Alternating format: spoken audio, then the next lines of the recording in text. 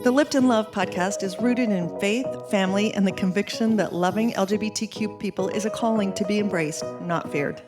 Produced by the Lift and Love team, we focus on topics relevant to Latter-day Saint LGBTQ individuals and their parents, relatives, friends, and others who are navigating this space with faith. Across episodes, hosts from the Lift and Love team and their guests address current topics, offer practical support, and share experiences related to LGBTQ+ issues. Each conversation is grounded in compassion, honesty, and a commitment to keep families connected to each other and Christ. Learn more and access resources at liftandlove.org. So excited. We're here today with Autumn McAlpin and, of course, Darice, Auston from Lift and Love. And we are going to talk about our Lift and Love stories, which really kind of were the heart of Lift and Love. We do the stories about you and our friends who are LGBTQ and their families. So we're here to talk about it. Hey. So excited. We're excited to have you. Thanks for having me. Of course. So I got to work with Autumn on coordinating stories, and I still don't know the genesis of how it came about. Can you guys share how Lift and Love Stories even came to be and existed? It's such a good story. So after my oldest son came out, the few people I told, they started sending me resources. Yeah. And my sister-in-law at the time sent me your site. And she said, have you heard of this one? And so I went on it, and you had a large enough following at that point that I was like, she probably won't respond if I reach out to her. She's probably busy. But I did reach out to you, and you did respond pretty quickly. And we got on the phone and talked, I think, for 2 hours. Totally. You were very generous with your time. No, I mean, I'll tell you. So there's just moments when I know that I am supposed to connect, or just like, this person is super important. So I reached out, and it was like we'd been friends forever. Yeah. We knew tons of the same people. And we had very similar stories with our And we son. did. And we Our had sons stories are really close in age. Yeah. And who had like really similar experiences. Both English majors. Yeah. Kind of the same kind of kid. Right. And we bonded. And then I had been in the learning space long enough. I'd gone through, I think, every Listen, Learn, and Love podcast. Mm-hmm. So I thought, what could I do for this space? Like, what could I bring? You're like, I want to help. Yeah. And it was the first time. Sometimes when people say, I want to help, you're like, I don't know what to have you do. Yeah. But I said to you, what do you want to do?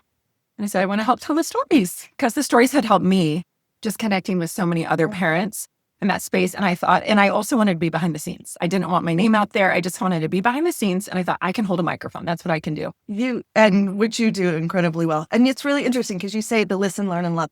So I remember talking to Richard Osler one day, and I was like, you should be telling the stories of all these families and these mothers. You should be doing this on Instagram or whatever. And he's like, well, why don't you do it? It didn't even occur to me, because it's not something that I would be able to do. I can't take all of that and create a little blurb that means so much to people. Yeah. And you were perfect. And I'll tell you, you did it all by yourself while you were traveling. I get texts at 2 a.m.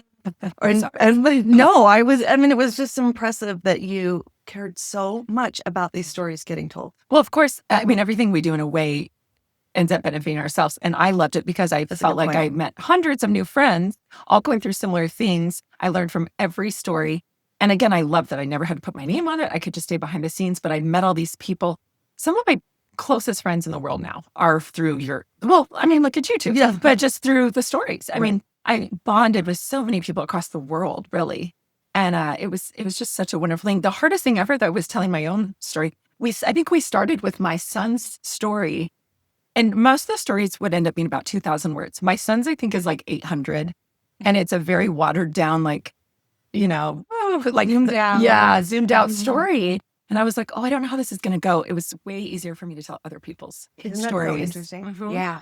It's funny. One thing that you said when you said you knew, like when Autumn reached out, I remember sitting at the hairdresser, and I saw on Lift and Love, like, we're looking for a story coordinator. And so I texted you on the site. I'm like, what do I do? Like, how do I submit my name? I had recently been released from my state release ID calling, and I kind of was on the out there, and I was like, what can I be doing? And I remember texting you, and I was like, hey, where do I submit my resume? And you just said, it's you. Like I was hoping it would be you. And we got to talk about how you saved the day for me, because there were a couple times over the years where I thought, I can keep writing the stories, which, I mean, I think it took 6 to 10 hours a week of my time where by you, the interview always is, you say it's 40, we say it's 45 minutes. Yeah. It's always 2 hours because I bond with these people and we have Right. fun talking.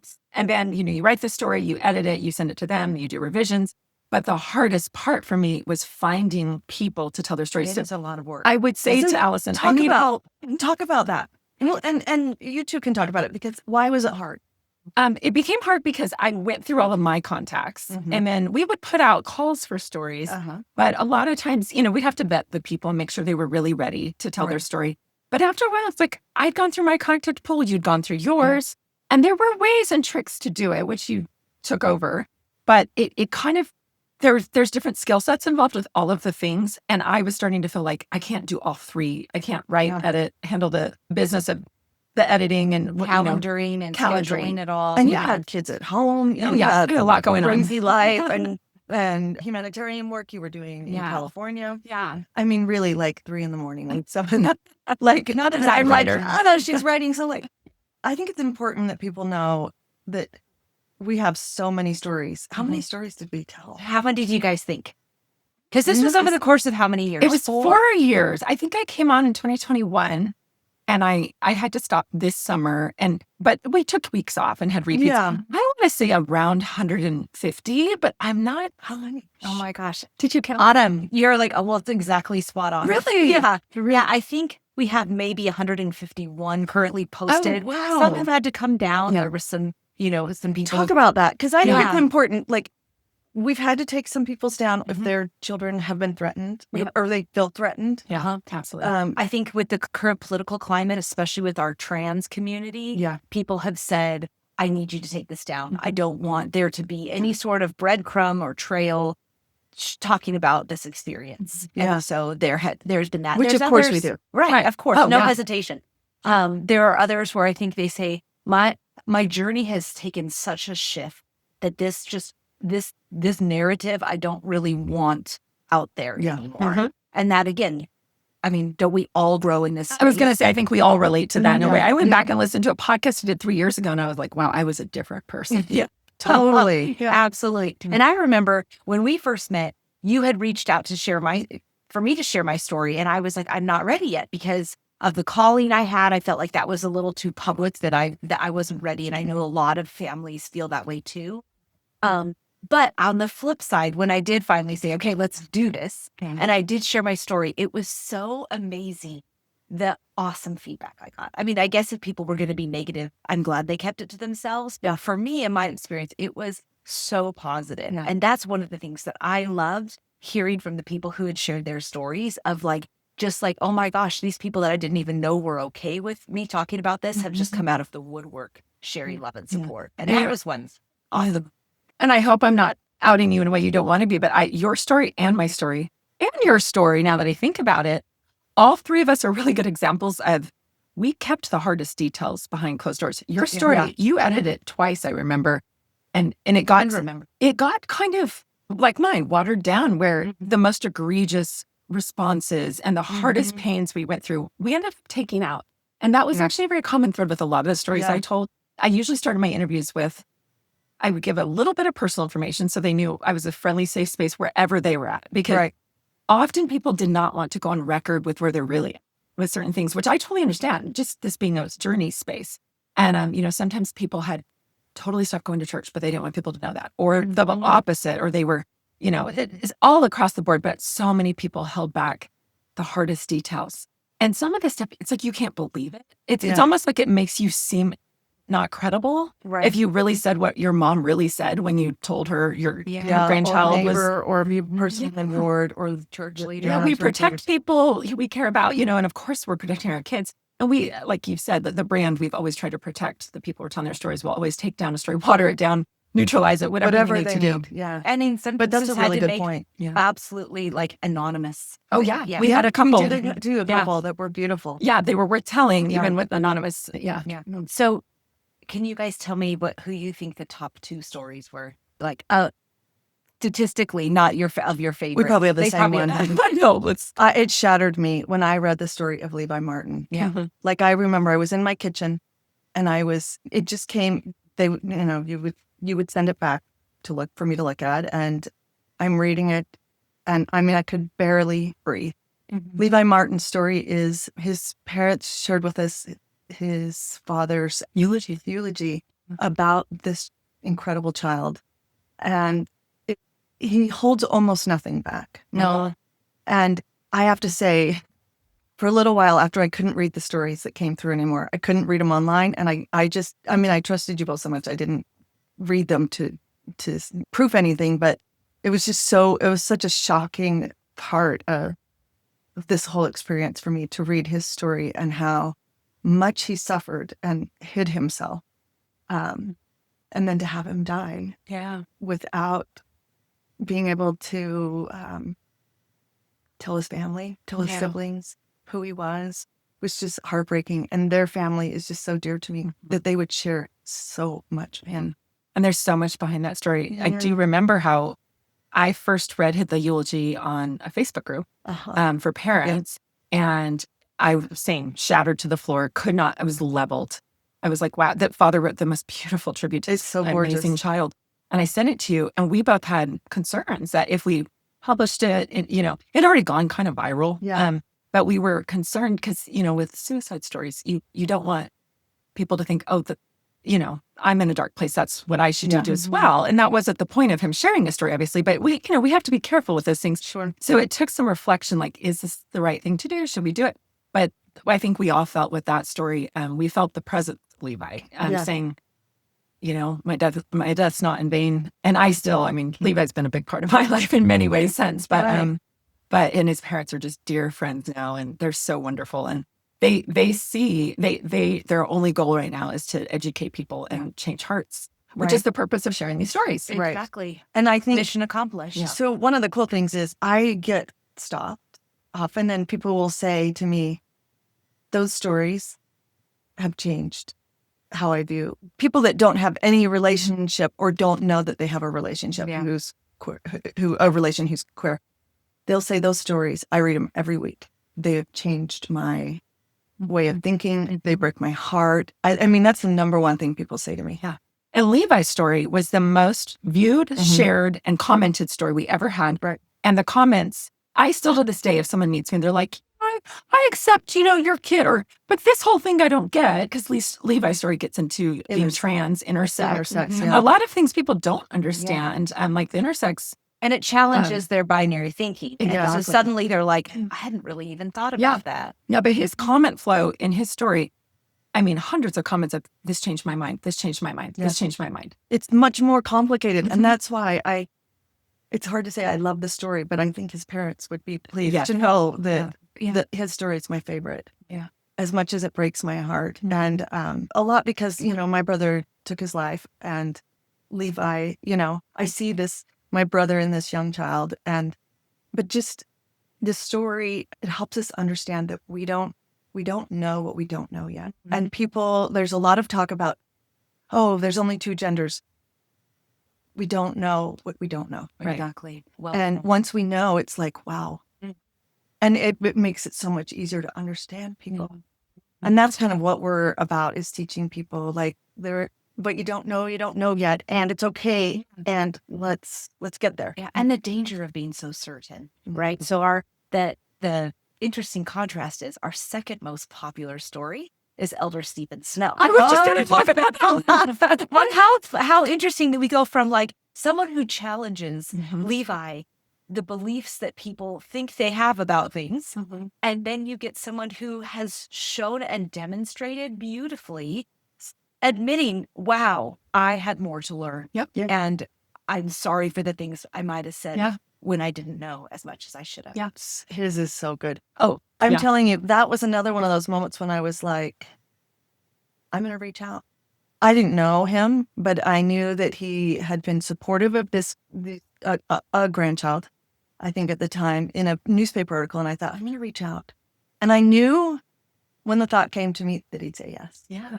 And so I called him and we talked, and I said, would you be willing to tell your story? He said, sure. And I was going to ask him, would you speak at Gather? And I was like, no, that's too much.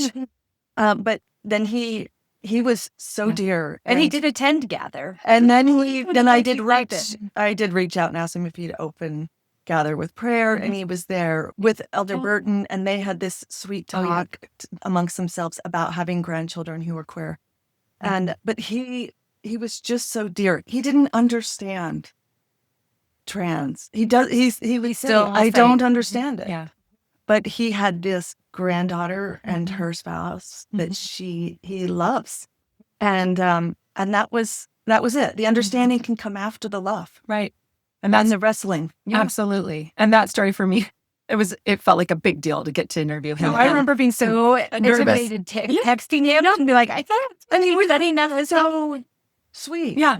And that interview happened to land on one of the craziest days of my life that I won't get into, but it was a really rough morning in my world. And I knew I had this 1:00 interview, and I had to get my stuff together before this interview. And I was like, I just got to do it. This is a big deal. And I pivoted to that interview, and he just instantly, without me getting into the details of my personal life, he instantly just calmed the space. But what I loved about him, he's emeritus 70. So often in this space, I'm sure we've all had this experience, people tell us behind their hands how they really feel about things, but they have something to lose, or they're afraid of something that, there's might a be risk. There's a risk. And sometimes it's a monetary, their livelihood or their connection point or their calling.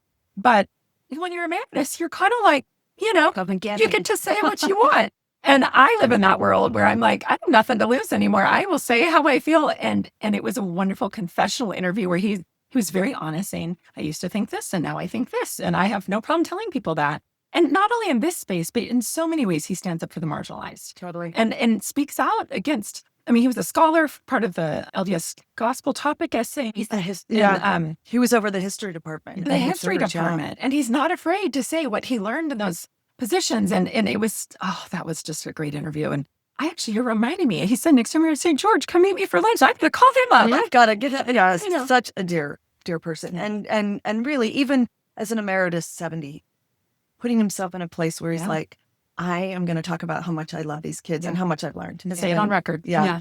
Well, and I just think like that juxtaposition of someone who is like the least of these, and then what we would consider having had a lot of power, and how profound both of those, the impact of both of those stories. Yeah. And to me, it shows an appetite for wanting to learn more and a modeling of learning more, but also that people really want the authentic stories of these individuals.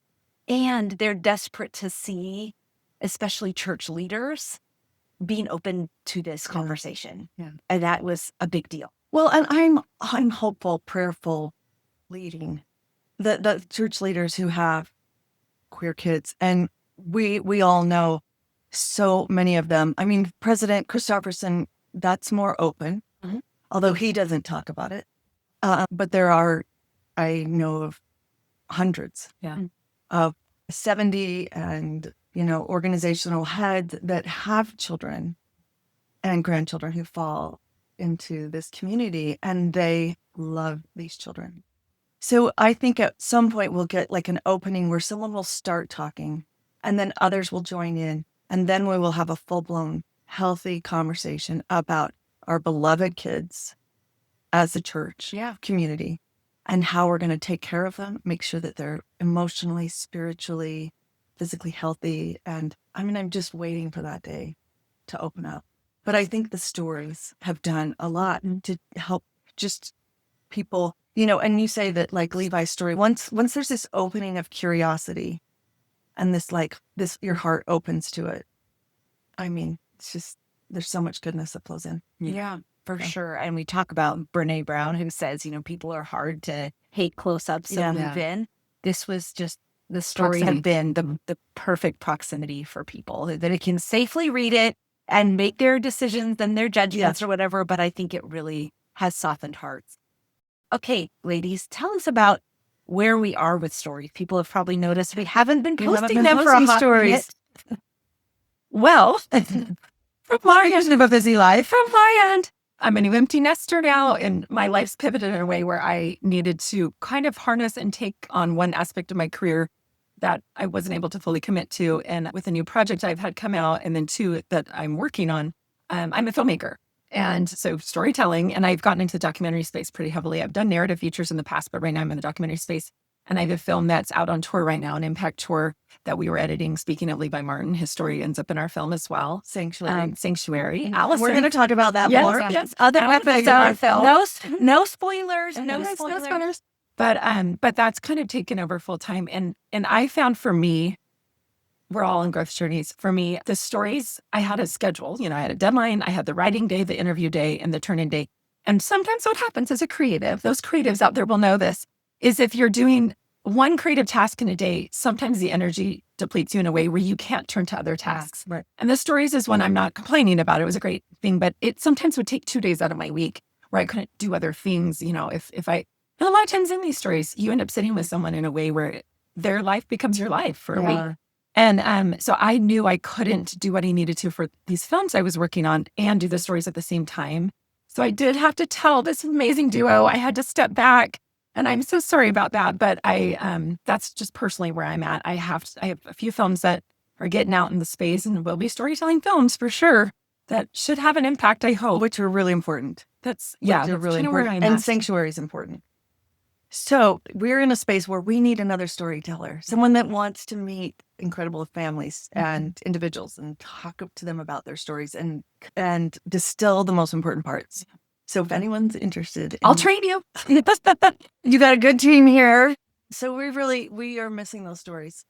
I know, and I miss telling them. But sometimes projects speak to you too. And I was told, okay, it's time for you to pass the baton. You need to focus on this. And I've seen why personally, but I am sorry to leave people in the lurch. I mean, you gave us 3 years every week. 4. 4 years, but 150. So 3 years, 3 years of like stories. stories. And they're amazing, and they changed hearts. And so And they I'm continue to do forever so. grateful to Well, it's so important to have the annals of history log these stories. And right now, as a documentarian, in my recent film, we had 75 interviews of queer people. And we've been approached by several equality groups and pride groups saying, we want to find grant money for you to log these stories individually. Yeah. There's a real call right now, as many know, recent legislation has shut down a lot of DEI research. Yeah. And a lot of research studies have been stopped in the night. And we're losing some of the important statistics and trackers that we need. And so it was so great when, Mackenzie Scott donated the Trevor Project, which does a great job with research. We need, I know so many researchers right now are coming to me like, get the word out. We need people to be telling their stories. We need people to be continuing this work because those stories will serve as a catalog of what this dynamic was like. And that's the intersection of LGBTQ and LDS, for these 4 years.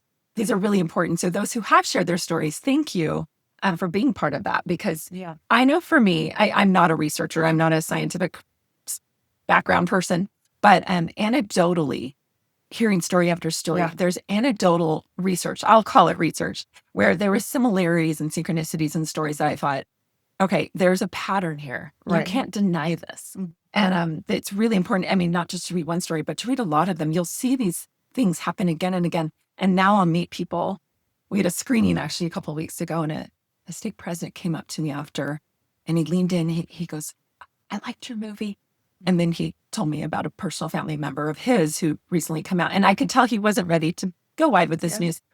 And I also could tell by some of the things he shared in his journey, I could kind of I knew what stage he was in. And I wanted to sit him and say, this is what's going to happen to you in your next 3 years. I wanted to sit him down and say, and I know your trajectory. And I was like, I wanted to say, I know this because I've interviewed 100 of you. Yeah. But I just listened and said, okay, great. And I said, I would prefer you to Lift and Love. Go on to the stories and you'll see, get a little head start. You get there a little faster, but it helps people to feel less alone. Yeah, Totally. And I will say, I actually spoke about this at Gather a couple of years ago, but the one common thread that has stuck with me at being involved in these projects is the divinity of our LGBTQ children. Yeah.